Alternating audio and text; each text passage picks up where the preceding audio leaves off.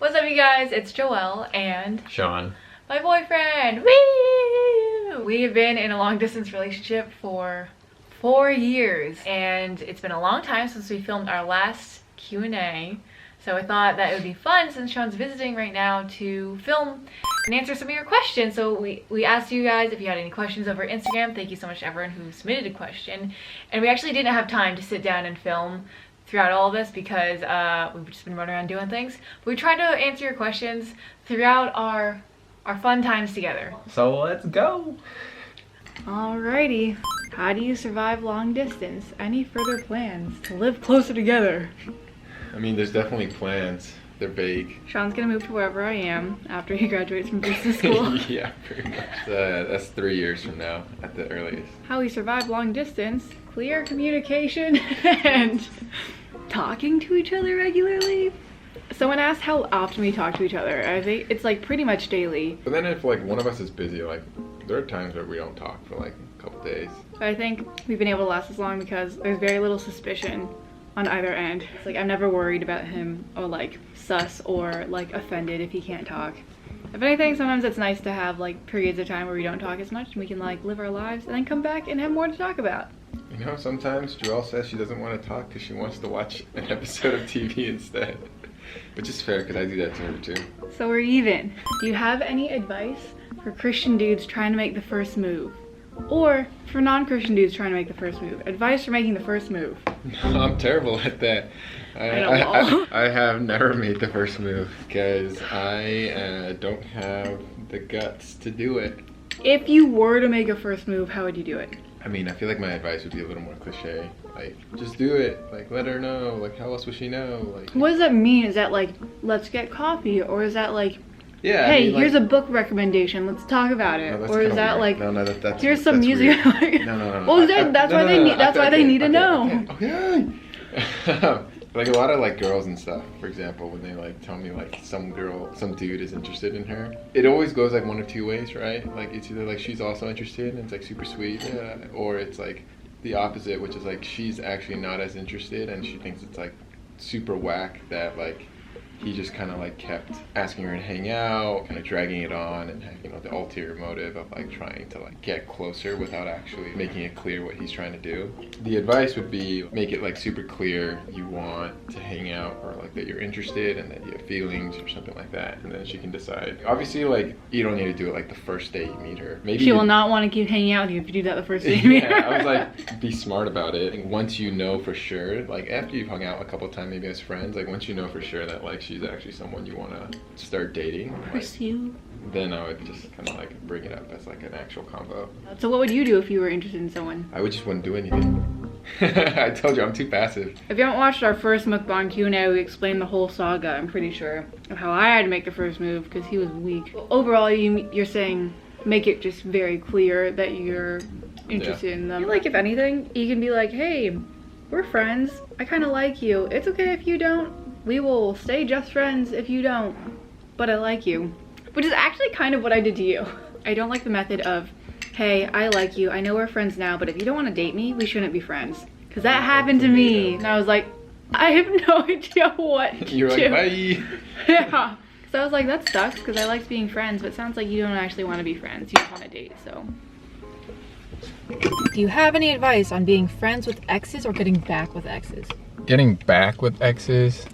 No, I have no advice. You have no advice, you have nothing to say. I have nothing to say. Friends with exes? I think that depends on like how genuine you are, on like if you actually want to be friends or if you're trying to like be a little more than friends, or like, you know, like how long it's been since you guys broke up. Do you think exes can be friends? Yeah, for sure. What about Slightly you? boring but satisfying answer. You gotta answer I have an question answer? too. I feel like with both of being friends with exes and getting back with exes, I feel like you have to remember why you broke up. And sometimes it's really easy to forget when you're like sad and lonely, so it's easy to get back with them. I think that's dangerous. I feel like being friends with exes is fine. Yeah, sometimes it's like not equal motives and it's weird, and then you gotta just leave. I mean, I think time is also important. Like, yeah, like if you dated in like middle school and now you're graduating college, it's probably fine. The next question is how to get over a crush. What's that face? I mean, honestly, it's like kind of sucky, but like I don't think you can just stop liking them.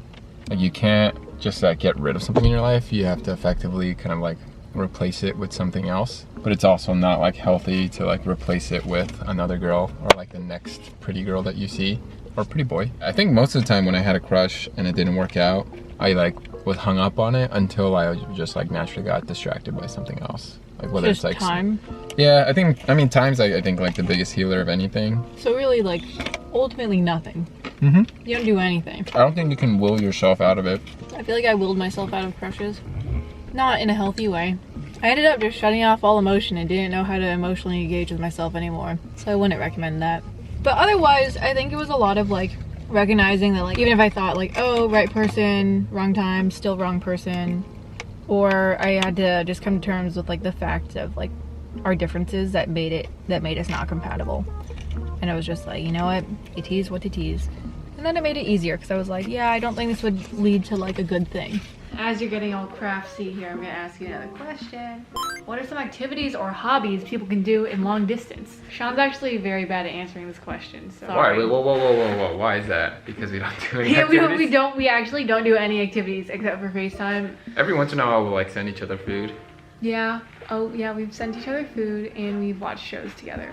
Yeah, I guess we used to Netflix party more. But I was telling Sean, one idea I did see was dinner roulette, where you buy each other dinner and you have it sent to each other's places at the same time, and then you have like a Zoom call, FaceTime to have dinner together, and you can kind of see who knew the other person's taste the best. And it's also just like a fun way to like try new foods. You could You could play Among Us. do a challenge. Oh yeah, we're doing fitness challenges together. We did the Chloe Ting challenge together. That's not necessarily something you like call each other to do, but we can like check in on each other as you're doing it, which is fun. We really live like very separate lives, and then Call each other at the check end in of at the end of the day. Sorry, we're bad at this. How far can you go without going too far? That is 100% based on your definition of what too far is. I feel like this is kind of a dangerous question to ask because I'm not really sure what this person's like limitations are personally, but if they were asking from a faith/religious perspective of being Christian, I feel like this is just like a not the best mindset to have, because if you're just doing things where you're like trying to push the boundary as far as you can, for what though? Are you trying to have us tell you whether you're a good person or not? Like, we obviously aren't the judge of that. But in terms of respecting boundaries and trying to have like a faith-based relationship, the question isn't like how far can you go, it's like, oh, how do we live our lives and have our relationship in a way that is honoring God, rather than trying to step as close to the edge of the cliff as possible without dying. It's more like, oh, I will stay very far away from what I think would be disrespectful to God and would not bring glory to God in this relationship. You know? Does that make sense? I hope it makes sense. How do you approach being at different spiritual maturities? And would you ever date a non-Christian? So for us, I mean, definitely Joelle has always been, and gap is hopefully closing, but more mature than I am in that regard. I don't know, I think like spiritual maturity is one of those things like you can't like rush into, like just a continual progress, and like as long as you keep working on it yourself, like comparing yourself to your partner is not the best way to go about it. But yeah, I don't really compare myself to Joelle. Like, it should be more for yourself than it is to, I don't know, check another box. From my perspective on this, like in our experience, I think if your faith is really important to you, you obviously want a significant other who is going the same direction. And I think of it like that, like where if you're making a lifelong commitment, like you're not expected to always be at the same place all the time, but you need to be going the same direction, and you need to want the same things and like have the same value and prioritization of your faith. So even if you don't necessarily have the same like strength of faith or history of faith as each other, if you want the same things for your life, and if God is prioritized in similar ways in your lives, I feel like that's the most important part. But that's also just from our experience. Would you ever date a non-Christian? Hypothetically. I think it depends on like how open they are to the idea of faith. If they like, for example, like a lot of people who have like checked out churches and just kind of like are unsure, but like are open to it, like, yeah, I think like there's room. I would not. I know that's a controversial thing because people are like, yeah, I gotta give people a chance.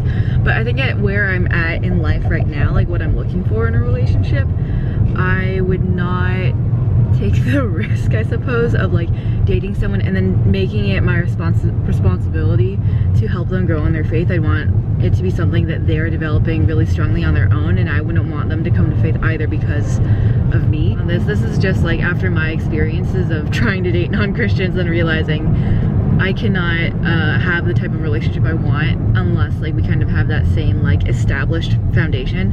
And I know that there are some friends that ask me about like, what about like, you know, flirt to convert, which to me sounds horrible. Just because I don't think, you know, Christian or non-Christian, I don't think you should ever date someone and make them your project, thinking that you're making them a better person. Like I would want to date someone that I admire already for their faith and their values, and I don't want to coach them into who I want them to be. You admired me? Yes. Thoughts on Christians and dating apps, or just thoughts on dating apps? I see nothing wrong with it. It's just a new way to meet people, right? I think like intention is important, like how you go into it and the type of people you're trying to meet. But if you're like actually trying to just like meet someone on a date and like take it seriously, like yeah, why not? I agree. As long as you're in a good place with you, your faith, also your identity, you're not like looking for fulfillment with a dating app, I think that it is a good thing to be able to meet people that you maybe would have never crossed paths with. So for Christians or non-Christians alike, I think to be in a good place when you're on a dating app is really important. Alrighty, last question. Do friends ever question waiting till marriage? If you are, and how do you deal with it? Yeah, all the time. I mean, most people don't question it. They just are like, say, I could never. But no one ever questions it. Does it ever make you feel insecure? Not really. At like, this point, it's just like a part of the relationship. Yeah, and on my end, yes, I've been questioned about it, and mostly the questions are just like, why? But I have good reasons, so I feel pretty secure in the decision we've made and that we have made together and individually. So yeah, I think that was all the questions. Do you have any last pieces of advice for young budding love? You can do it. Know your principles, know your value, wait for the right person, and don't waste your time with losers. That sounds harsh, but you know what I mean. Anyways, thanks for watching. Love you. Jesus loves you. Bye.